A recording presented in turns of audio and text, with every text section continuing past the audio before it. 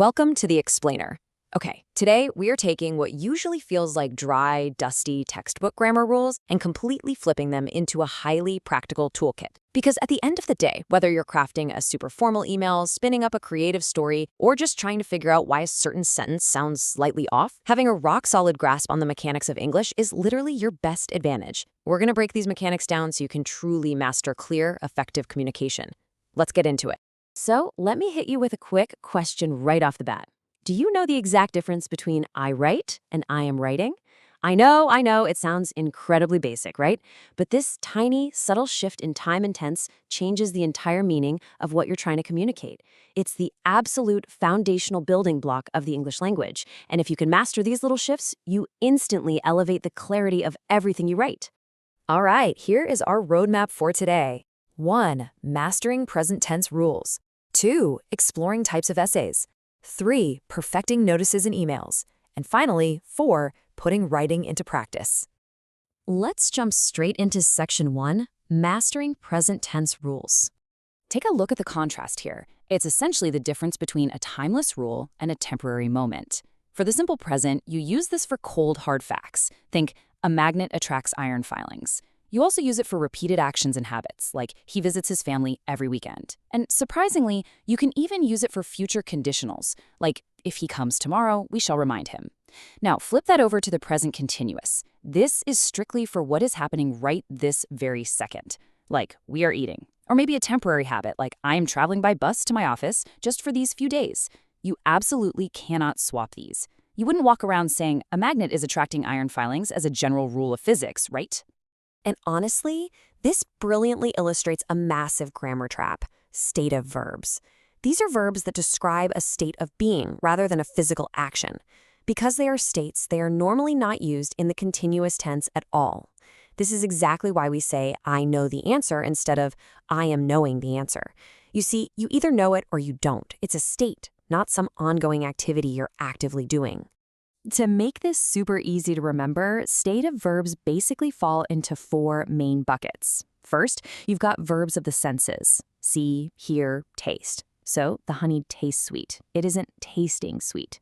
Second, emotions: love, hate, want. Third, mental states: know, believe, understand. And fourth is possession: own, belong.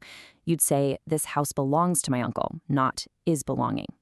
If you just keep these 4 categories filed away in your mental toolkit, you are going to avoid one of the most common grammatical errors out there. Moving right along, let's hit Section 2, Exploring Types of Essays.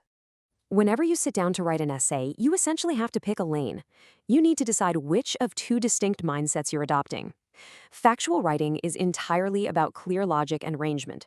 We're talking instructions, reports, straightforward explanations, like how to organize a birthday party or the rules of football. There's really no room for personal flair here. Imaginative writing, on the other hand, demands that you inject yourself into the piece. You're bringing a creative response, an original viewpoint, or a really forceful argument to the table.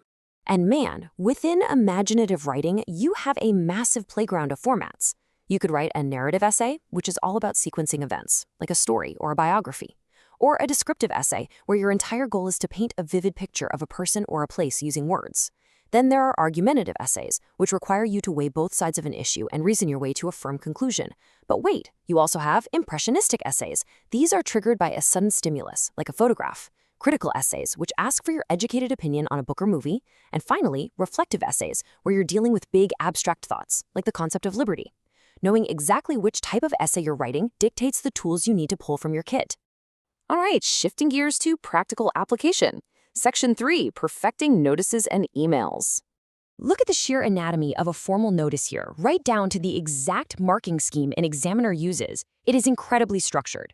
You need a catchy heading of 2 to 3 words. Boom, that's 1 mark. The name of the event, another mark. You have to specify a date and a fixed time range, like 10 a.m. to 3 p.m., each worth half a mark.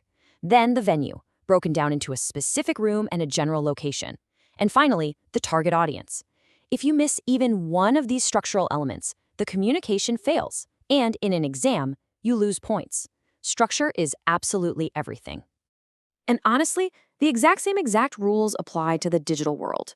An email in a professional setting isn't just a text message sent from a keyboard. For full credit, you need a complete email ID for the recipient, An appropriate subject line, a proper salutation, a clear opening sentence, the main body, a closing sentence, and a formal subscription like yours faithfully. Each piece is a critical cog in the machine of professional communication. So the crucial point here is adjusting your tone to match your audience. You've got to be deliberate about the vibe you're putting out. In a formal email to a boss or teacher, you write, "I would like to apologize for," but to a friend, you simply say, "sorry for." Formal is, "would you happen to know?" Informal is just, "do you know?" You also drop the contractions in formal writing. You say, "I am writing," never "I am writing." Tone is a powerful tool, and you need to know when to use it. Which brings us to our final stretch, Section 4. Putting writing into practice. Okay, you have to listen to this brilliant little excerpt. Loss of buttons is the commonest malady demanding surgical treatment, which often leads the patient to seek relief in the string habit. This is from a hilarious reading passage in the source material that treats the normal wear and tear of clothing like serious medical diseases. A missing button isn't just annoying, it's a malady demanding surgical treatment. This is an absolute masterclass in imaginative, descriptive writing. The writer took a completely boring topic, old clothes, and applied a medical vocabulary to it, creating this vivid, humorous narrative. This is exactly what good descriptive writing should do. It should surprise the reader. Remember those impressionistic essays we talked about earlier? Well, here is a perfect example of a visual stimulus used to trigger one. An image like a woman at a water pond is literally an invitation for you to flex those creative muscles. As a writer, you study the picture and either write a story based on it, vividly describe the scene using those sensory stative verbs we covered, or write an account of the feelings the picture brings up. The image is just the spark. Your toolkit provides the fuel. So, I want to leave you with a little challenge straight from the practice material.